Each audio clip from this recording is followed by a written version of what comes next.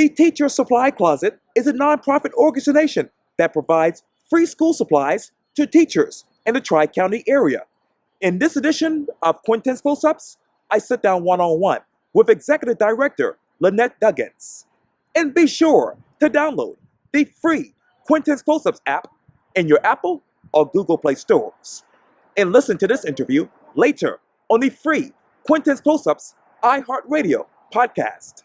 Lynette Duggins. Mr. Quintin. How are you? I'm excellent. Glad you're here to take care of Teacher Supply Closets. You talk about the Teacher Supply Closet. You are obviously the executive director of this particular organization. I am. It's a nonprofit organization that provides free school supplies to the teachers in the Tri-County area who work at schools where 77% of the students are on free or reduced meal programs. Yes.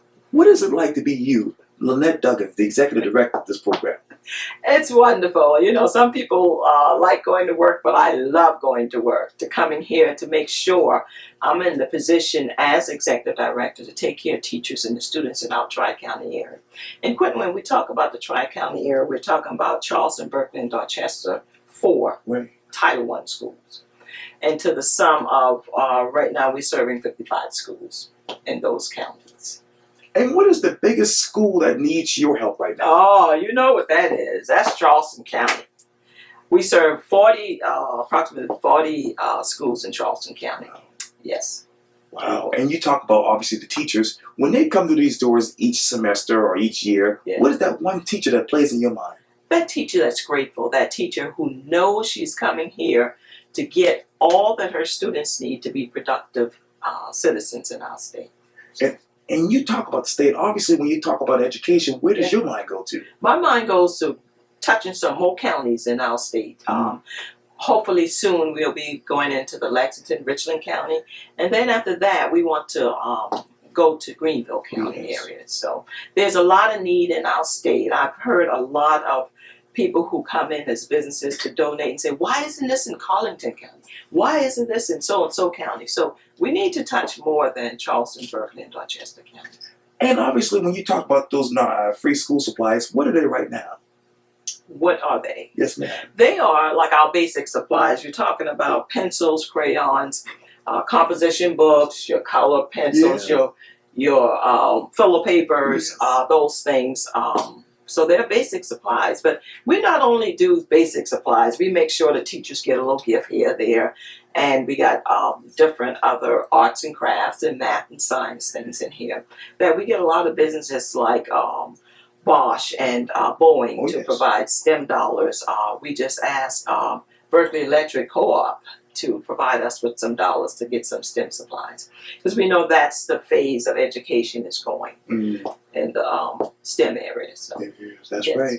And obviously, when you think about the composition pads and the crayons and the pencils, what is the biggest supply that people come for? The biggest supply they come for is usually the papers, your composition, your filler paper, and we provide copy papers for our teachers, because teachers have a low budget that they could buy a few things, but they run out so fast. Hand sanitizer, tissue during the season to keep them healthy, those kind of things we provide also. And obviously, when you talk about obviously the future of the education, I'm going to take you to your vision. You said this: our vision is for every child in the Tri-County area to have the school supplies they need to succeed in school. What else is in your vision as far as the teacher supply closet? To grow. We need to grow, and we also need to have a permanent home. We always look for a permanent home. Charleston County School District has afforded us this spot in Garrett Academy to take care of our teachers. But in the future, we need a permanent home. We need something that says Teacher Supply Closet on the door. Yes. In the sky. Right. That's right. To bring our teachers in here to make sure they take care of our students. Students. We need to grow. Yes, indeed. And you talk about students a lot. What is that one student that reminds you of you growing up? Oh, you know, sometimes I go into the classroom and see what our supplies are doing in the classroom. And I look at the little girl who's taking care of her needs, not allowing somebody to tell her she cannot be somebody. So I could always point out that little girl, sometimes the little boys too, and especially in the elementary part of it, that they are going to be okay. because we're in the business of taking care of those students. Yes. And obviously, when we talk about the teacher supply closet, we have to go back to you as executive director. Mm-hmm. And obviously, you were involved with higher education even before becoming executive director. That's correct. That's correct. I was afforded the opportunity to be director of Voorhees College, which was a satellite in Charleston at that time. And that dealt with adult learners. So we're in two different spectrums. We're in the elementary, middle, high. Then we dealt with adults. So I ran that program for some years. And of course, let's not forget how I began my career with SC&G, who is a strong supporter of Teacher Supply Closet, and a lot of stops through the week. So I'm here. I've been here for 3.5 years or so, doing well. 3 years to now, what is the biggest difference about the Teacher Supply Closet? Well, you know, I could say that we've elevated a little bit. We're getting more partners. You think of the Bosch and the Boeing and all those big places here, just taking care of our needs. You think of the restaurants like Kickin' Chicken and T-Bones. Oh, yes. They do fundraisers for us. So Bosch is about to do the 5K run. Recently, the Citadel called us, inviting us to be on their Wall of Fame. Yes. I said, Teacher Supply Closet going to the Citadel? Let's go.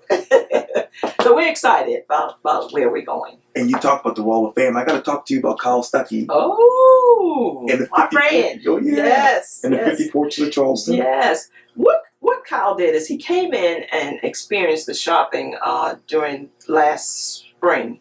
And he saw where the teachers came in and shopped. This is a wonderful organization. I said, yes, it is. Do what you got to do to make sure we get some more sponsorships. Sure. So that's what he did. He came in and offered us 25% of all these proceeds of the 50 portraits that he did in the city of Charleston. Mm-hmm. Wonderful work.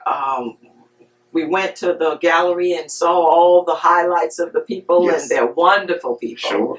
And I was so honored to be a part of that 50, along with my vice chair, Yvonne Orr, who was also there. So we're happy about that. So that gave us some spotlight too. So, and let's not forget how our media coverage also take care of us. Channel 2 is good with Carolyn, Octavia, and Rob. Rob Fowler. Rob Fowler.